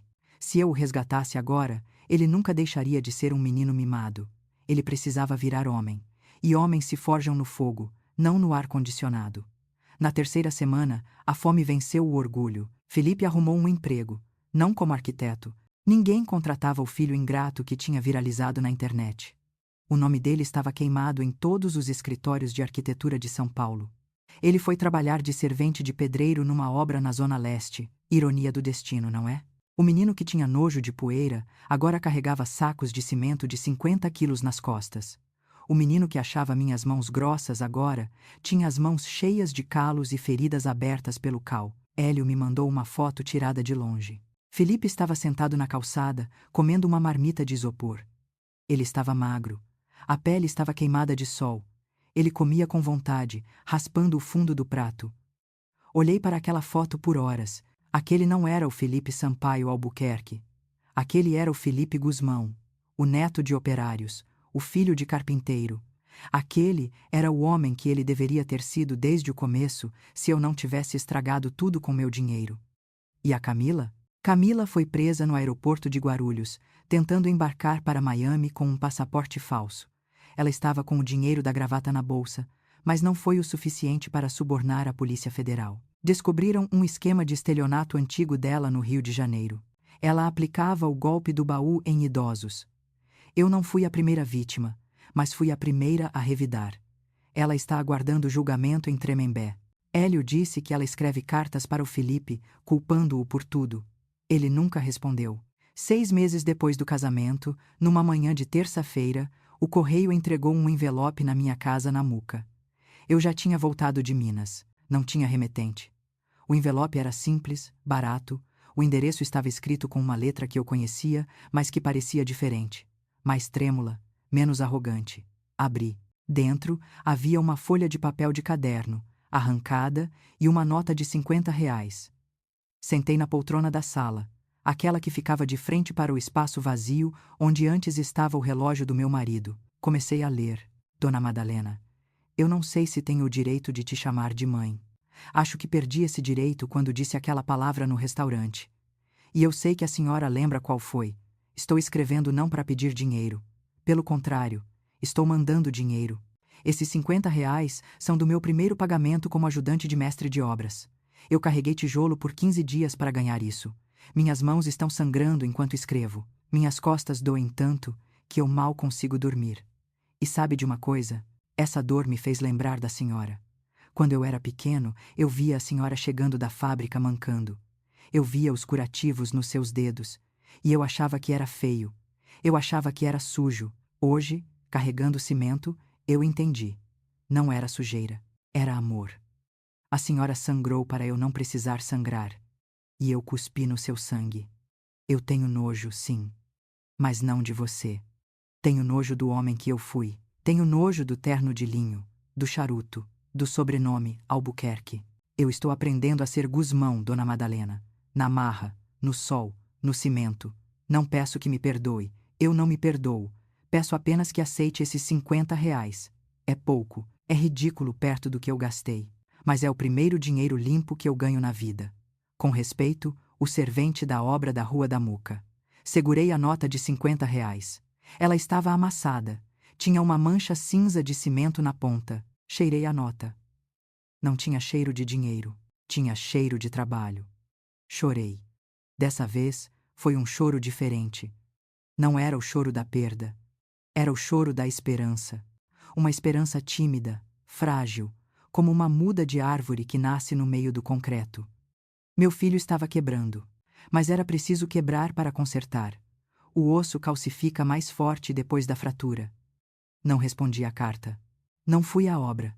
Não mandei o Hélio levar uma cesta básica. Se eu fizesse isso, eu estaria tirando dele a dignidade da conquista. Deixei ele sentir a fome. Deixei ele sentir o cansaço. Mas guardei a nota de R$ 50 na caixa de sapatos, junto com o formão do pai dele. Aquele era o dinheiro mais valioso que eu já tinha recebido. Mais 6 meses se passaram. 1 ano desde o casamento. A Móveis Guzmão estava voando. Clara tinha lançado uma linha de móveis sustentáveis, que era um sucesso. Eu ia à fábrica apenas 3 vezes por semana, para tomar café e conversar com os funcionários antigos. Numa tarde de chuva, Clara entrou na minha sala. Dona Madá. Tem um rapaz na portaria querendo falar com a senhora. Quem é, Clara? Algum fornecedor? Não. Ele disse que veio se candidatar à vaga de aprendiz de marcenaria. A vaga do chão de fábrica. Salário mínimo. E por que você está me falando isso? O RH cuida dessas contratações. É que... Ele disse que a senhora conhece o trabalho dele. Ele trouxe uma coisa para mostrar. Clara colocou um objeto em cima da minha mesa. Era uma caixa de madeira pequena, feita de peroba de demolição. Simples, sem verniz, lixada à mão. Mas o encaixe. O encaixe era perfeito. Rabo de andorinha. A técnica mais difícil da marcenaria clássica. A técnica que o pai dele dominava. Peguei a caixa. Passei o dedo pela madeira. Estava lisa como seda. Abri a tampa. Dentro havia uma inscrição queimada na madeira com ferro quente. Para Madalena. Feito por Guzmão. Meu coração falhou uma batida. Mande ele entrar, Clara. A porta se abriu. Felipe entrou. Ele estava diferente. Mais forte. Os ombros estavam mais largos, culpa do trabalho pesado. A pele estava bronzeada.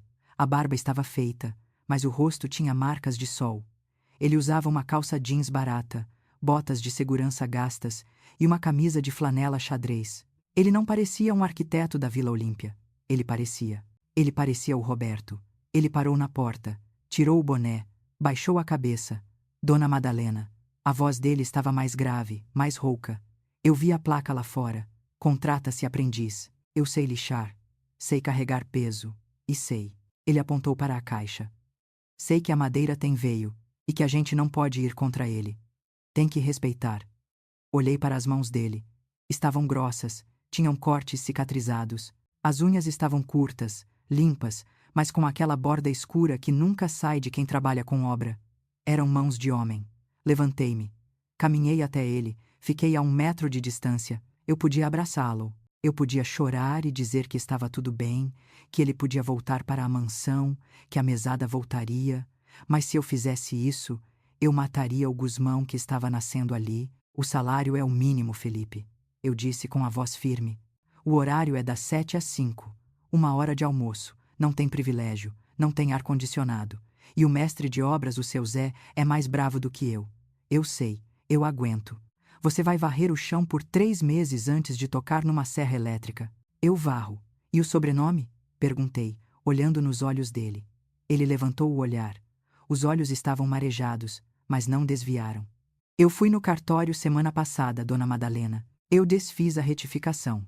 Ele tirou um papel do bolso da camisa. Um papel amassado. A nova certidão. Felipe Guzmão. Só Guzmão. O Sampaio e o Albuquerque. Eu deixei na sarjeta, onde eles pertencem. Peguei o papel, li o nome. Felipe Guzmão. Respirei fundo. O cheiro de serragem que vinha da roupa dele era o melhor perfume do mundo.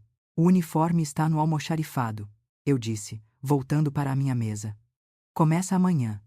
Não se atrase. O seu Zé odeia atrasos. Sim, senhora. Ele colocou o boné. Deu meia volta. Quando ele chegou na porta, ele parou. Mãe? Eu não olhei para cima. Continuei fingindo ler um relatório. O quê? A caixa. A senhora gostou? Passei a mão na caixinha de madeira. O lixamento está bom. Mas o encaixe do canto direito está 1 milímetro fora. O seu pai faria melhor. Ele sorriu. Eu ouvi o sorriso na voz dele. Eu vou melhorar, prometo. Ele saiu. Quando a porta fechou, eu desabei na cadeira. Beijei a caixinha de madeira. Beijei a certidão de nascimento. Eu não tinha meu filho de volta. Não aquele filho mimado que morreu no casamento. Eu tinha um funcionário novo, um aprendiz. E pela primeira vez em anos, eu tinha orgulho. Amanhã, o café da manhã, seria servido na copa da fábrica. Pão com manteiga e café em copo de vidro. E seria o melhor café da manhã das nossas vidas. 1 ano se passou desde o dia em que o meu filho entrou pela porta da fábrica, com um boné na cabeça e a humildade que eu achei que ele nunca teria. Hoje é uma sexta-feira. O final de tarde na Muca tem uma luz dourada, poeirenta, que entra pelas janelas altas do galpão e faz a serragem suspensa no ar parecer pó de ouro. Estou na minha sala de vidro, observando. Lá embaixo, no meio das bancadas, está o Felipe. Ele não usa mais terno de linho. Ele usa um macacão azul, manchado de óleo e verniz. Ele não usa mais o Rolex falso. O pulso dele está livre, marcado apenas pelo relógio de ponto que ele bate todo dia às 7 e às 5. Ele está terminando de lixar uma mesa de jantar. É uma peça grande, de madeira maciça, pesada. Ele passa a mão pela superfície com um cuidado, uma reverência, que me lembra o pai dele. Seu Zé, o mestre de obras mais rabugento que eu conheço, passa por ele, dá um tapa nas costas e aponta um detalhe. Felipe sorri, acena com a cabeça e volta a lixar. Eles riem. Meu filho ri com os operários. Não dos operários, mas com eles. Aquele riso vale mais do que os 32 milhões que a Camila queria pela fábrica. Clara entra na minha sala. Ela agora é a diretora executiva de fato. Eu venho apenas para assinar papéis e, confesso, para ver o meu filho trabalhar. Dona Madá, os balanços do trimestre. Ela coloca a pasta na mesa. O lucro subiu mais 15%. A linha Raízes, desenhada pela equipe nova, é um sucesso. Obrigada, Clara. E o aprendiz? Como está o desempenho? Clara sorri. Ela sabe que eu finjo dureza, mas meu coração de mãe observa cada movimento. O Felipe, ele é o melhor lixador que temos. O seu Zé disse que ele tem mão de veludo para acabamento, e ele recusou a promoção para o escritório de projetos semana passada. Disse que ainda tem muito o que aprender na madeira bruta. Recusou a promoção. O homem que queria ser dono do mundo agora se recusava a sair do chão de fábrica porque queria aprender. Desci as escadas metálicas. O barulho das máquinas parou. Era a hora do fim do expediente. Caminhei até a bancada do Felipe. Ele estava limpando as ferramentas, organizando os formões por tamanho. Tique do pai. Dona Madalena. Ele disse, limpando as mãos num estopa. Veio inspecionar? Vim te convidar para jantar. Ele parou. Olhou para mim. Jantar? Onde? No Terraço Itália? Ele brincou, mas havia uma sombra de dor nos olhos dele. A lembrança ainda estava lá. Não. Na minha casa. Fiz frango com quiabo e polenta. Comida pesada? Ele sorriu. Um sorriso torto, tímido. Comida de gente que trabalha, Felipe. Fomos no meu carro. Ele dirigiu. O carro dele, um popular usado que ele comprou com o salário de aprendiz e algumas economias, ficou no estacionamento. A casa na Muca estava com cheiro de comida, o cheiro que a Camila odiava. Sentamos na cozinha. Servi o prato dele. Ele comeu 2 pratos cheios. Repetiu. Limpou o molho com o pão. Mãe, ele disse, depois de terminar, apoiando os cotovelos na mesa. Eu terminei uma coisa hoje. Queria te dar. Ele tirou algo do bolso do macacão. Era um pedaço de madeira pequeno, esculpido. Não era um móvel. Era uma miniatura. Uma cadeira de balanço, perfeita, minúscula. Com todos os detalhes, as curvas, os encaixes. Eu tentei lembrar do desenho do pai. Aquele que eu destruí. A voz dele embargou. Eu não consegui recuperar o papel, mãe. Mas eu recuperei a memória. Eu fiz de cabeça. Peguei a miniatura. Era idêntica. A mesma cadeira onde eu urinei. Eu sei que não apaga o que eu fiz. Ele continuou. olhando para as próprias mãos calejadas. Eu sei que eu fui um monstro, mas eu estou tentando, mãe. Todo dia, quando eu ligo a lixadeira, eu penso: hoje eu vou ser um pouco menos Albuquerque e um pouco mais Guzmão. Segurei a mão dele. A mão grossa, áspera, quente. Você não precisa tentar ser Guzmão, Felipe. Você é. Está no seu sangue. Estava apenas escondido debaixo de muitas camadas de verniz barato. A gente lixou. Doeu, mas lixou. E agora a madeira nobre apareceu. E o dinheiro? A herança? Ele perguntou, encarando-me. A senhora vai manter a cláusula? Vou? Respondi, sem hesitar. A empresa é da Clara. A gestão é dela. O patrimônio vai para a fundação. Você é funcionário, Felipe. Um ótimo funcionário. Mas o que eu construí não é para te sustentar, é para te inspirar. Ele respirou fundo e sorriu. Um sorriso de alívio. Obrigado, de verdade. Se a senhora me desse tudo de novo, eu acho que eu estragaria tudo de novo. Eu preciso disso. Eu preciso saber que o meu jantar saiu do meu suor. O frango com quiabo tem outro gosto quando a gente está cansado de trabalhar, né? Tem gosto de dignidade, meu filho. Ficamos ali, conversando até tarde. Não falamos sobre a Camila. Não falamos sobre o passado luxuoso. Falamos sobre madeira. Sobre veios, sobre nós, sobre como tratar a peroba para ela não rachar. Descobri que meu filho entende de madeira. Ele tem o dom. Ele só precisava perder tudo para encontrar a si mesmo. E a Camila, soube pelo Hélio que ela foi condenada. 3 anos. Está cumprindo pena. Perdeu a juventude, a beleza e a liberdade tentando roubar o que não era dela. Ninguém visitou ela na prisão, nem a mãe, Vera, que agora vive de favor na casa de uma prima no interior. A aparência não sustenta ninguém quando a tempestade chega. Hoje, aos 70 anos, eu olho para trás e vejo a minha trajetória. Viúva aos 30, empresária aos 40, milionária aos 50, traída aos 68 e renascida aos 70. Muita gente me chamou de cruel. Disseram que mãe tem que perdoar tudo, que mãe tem que dar a outra face. Mas eu digo, mãe que ama educa. E às vezes, a educação mais amorosa é deixar o filho cair. Se eu tivesse passado a mão na cabeça do Felipe, se eu tivesse dado mais um cheque, mais um carro, eu teria criado um criminoso. Eu teria criado um homem infeliz, vazio, capaz de desejar a morte da própria mãe por dinheiro. Ao dizer não, ao fechar a porta, ao mandá-lo para a sarjeta, eu salvei a alma dele. Eu tirei dele a herança maldita da facilidade e dei a ele a herança bendita do trabalho. Olho para a miniatura da cadeira de balanço na minha estante. Ela está ao lado da foto do Roberto. Sinto que ele está sorrindo lá de cima. O nosso filho não é um doutor de escritório chique. O nosso filho é um carpinteiro. E é um homem honesto. Ontem, Felipe me disse que conheceu uma moça, uma professora de escola pública. Mora na Penha. Ele disse que ela gosta dele porque ele tem mãos de trabalhador. Ele disse isso com orgulho. Eu sorri. O ciclo se fechou. A vida é como a madeira, minha gente. Às vezes, ela vem cheia de farpas, bruta, difícil de manusear. Você tem que lixar, tem que cortar, tem que pregar. Dói, machuca, sangra. Mas se você tiver paciência, se você tiver firmeza, e se você não tiver medo de sujar as mãos, você transforma um tronco bruto numa obra de arte. Eu não deixei milhões para o meu filho gastar em viagens fúteis. Eu deixei algo melhor. Eu deixei para ele o orgulho de olhar no espelho e ver um Guzmão. E para mim, eu deixei a paz de deitar a cabeça no travesseiro à noite e saber que eu não fui apenas uma provedora. Eu fui mãe. E mãe, de verdade, não cria parasitas. Mãe cria gente. Essa é a minha história. É a história de como o nojo virou respeito, de como a vergonha virou orgulho, e de como um vestido vermelho num casamento salvou 2 vidas, a minha e a do meu filho. Não tenham medo de impor limites, não tenham medo de dizer não. O amor sem limites não é amor, é negligência.